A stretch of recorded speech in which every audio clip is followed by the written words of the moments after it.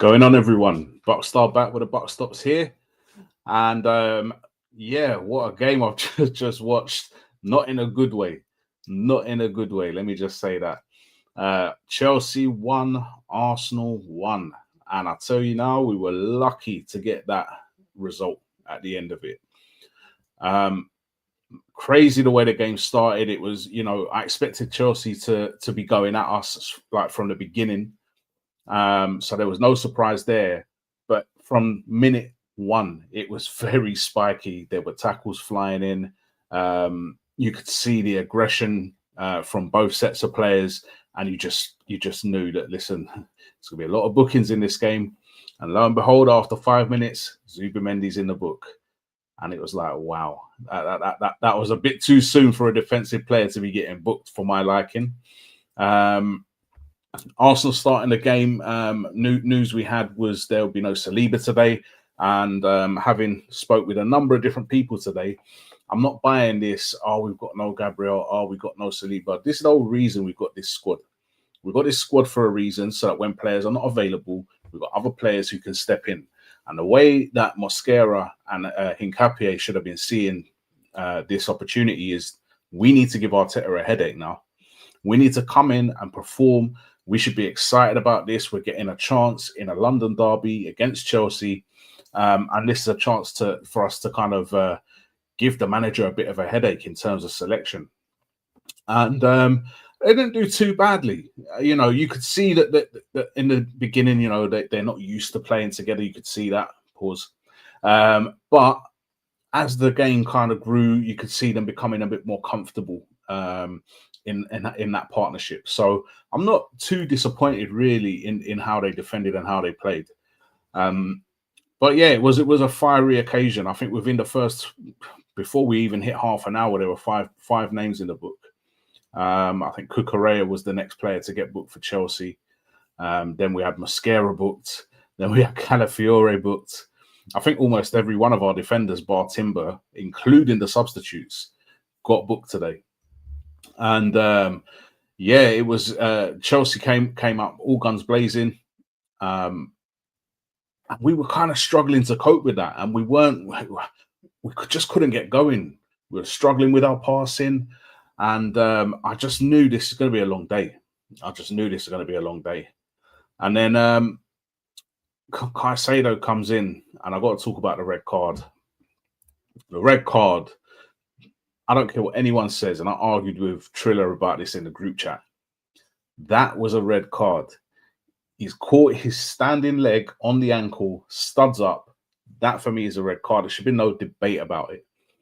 And the referee initially gave a yellow, went to VAR. They took a long time to look at it, insisted the referee go and look at the actual footage on the screen. He goes over, looks at it, red card. So yellow card rescinded, red card. See you later, Caicedo. And to be honest with you, I want to talk a bit on Caicedo. He's a good player, but for how good he is, all I saw him doing up until the red card was just going around, kicking people, pushing people.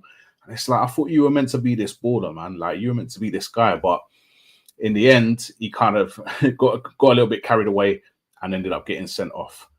I just want to talk a little bit about Rice and Caicedo, because I keep hearing people bringing this up.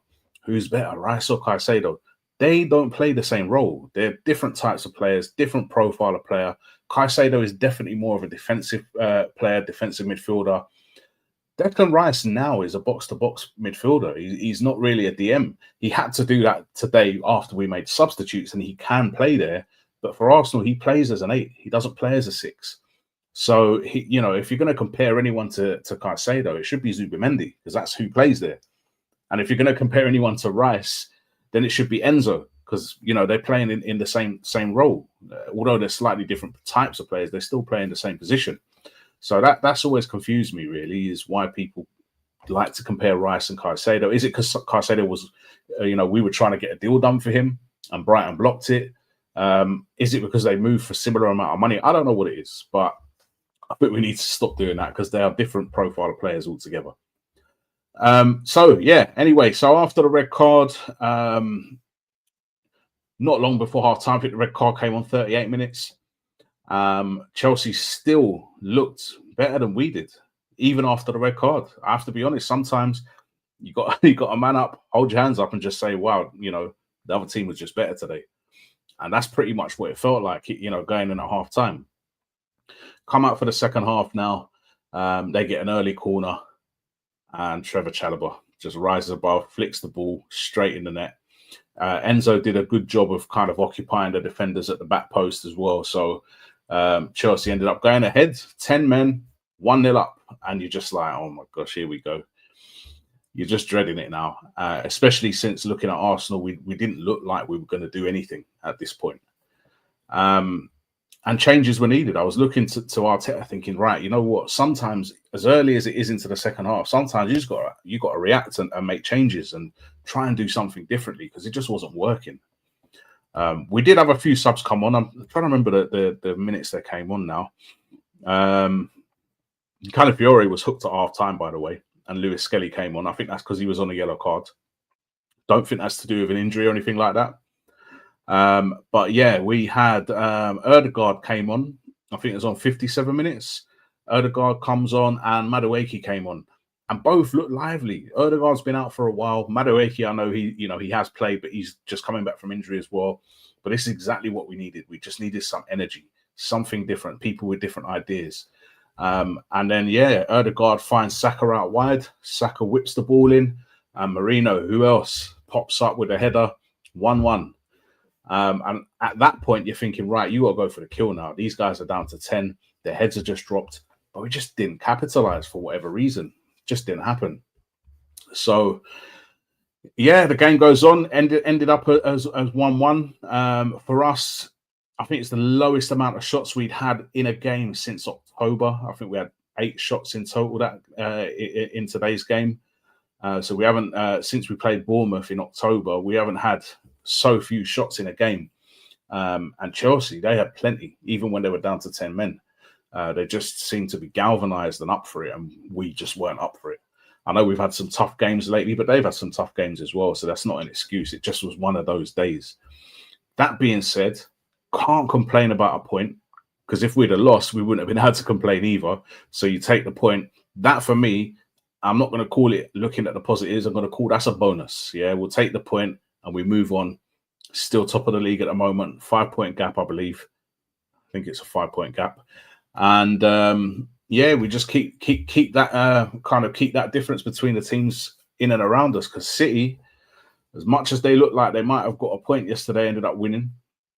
Pep Guardiola knows what it's all about, in the Premier League, what it takes to get over the line. So I'm not forgetting about them for a minute. They're not far behind us at all. Pause. And as I say, with City, Liverpool down the years have seen what it's like when a team like City are chasing you. So Man City certainly not out of it. Chelsea looking like they're going to be in and around it as well. So it's going to be interesting. Our next fixtures, who we got? So we got Brentford on December the 3rd.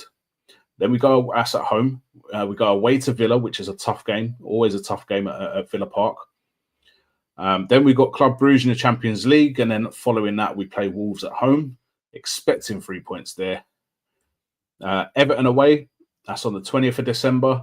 And then we've got Palace in the quarterfinal of the League Cup on the 23rd of December. It says to be decided. I don't know what that means. It says 23rd of December as well. So we got Palace in the cup, as you know. So that'll be a good game as well. Eze hopefully can pop up and do what he did when we played them last time and get that important goal. So yeah, this is where we are. Arsenal right now. Just got to bring up the league table. So right now, Arsenal top after 13 games on 30 points. Goal difference of 18 at the moment, which is the best in the league currently. Still not in double figures for goals conceded. So we're still doing really well defensively. Only keep conceding 7 goals in the league this season. Man City are second on 25. Chelsea on 24 in third place. And then you've got Villa taking up that last 4th spot also on 24 points.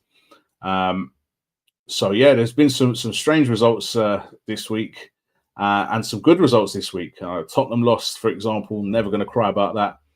Man United got a good win at Palace today. Saw that game. That was actually a good win for Man United. So they're starting to move up the table. They're up to 7th now. I think they were 6th for a while, but they're up to 7th now. Liverpool, wow. You finally remembered how to win. Alexander Isak and Cody Gakpo getting the goals. I think Lucas Paquetá got sent off in that game. I actually didn't see who scored for West Ham, so apologies for that. So Liverpool up to 8th now. United up to 7th. Tottenham, I've got to scroll, mate. You're Scroll FC now. I've got to scroll down the league table to find you because I don't see you when I look at the top half. You're in 12th place, only on 18 points. But at least you got a plus goal difference. There's a bonus for you. Anyways, I just thought I'd do a quick post-match reaction. Arsenal fans, don't jump on the team for this. It's just one of those days. It's one of those things that was going to happen eventually. We didn't end up losing. We still got a point. We're still top of the league. We've got to remain thinking positive. And let's see if we can go all the way this time. You know, people keep saying, "Oh, you're definitely going to win the league. Definitely going to win." I'm like, listen, we just finished 2nd 3 times. I'm not committing to saying we're definitely going to win the league because I've seen 3 years of not winning it. So what I will say is I've just got a different feeling about this squad. I've got a different feeling about this squad. We seem to be able to cope with difficult situations. We've had a lot of players out injured and we've coped. We've got the squad now. We've probably got the biggest squad in the league. So we're able to cope with those situations now, which should see us through to the end of the season. And I'm expecting one of the big trophies to come home to the Emirates. At least one of them. I don't care which at the moment, but the Champions League would be nice because it shut a lot of people out, wouldn't it? But we'll see what happens there. Anyway, we will be back on Tuesday with Don't Gas the Badge with me and JD. On Wednesday, I believe we've got a Don't Gas the Belt with Blunt and Matty. And on Thursday, we'll be back with Don't Gas the Badge, where we'll be looking at the Chappelle Show and breaking that down and talking about how that worked then and how would something like that work today. If not, why not? Should be a good one. Thanks for tuning in. Peace.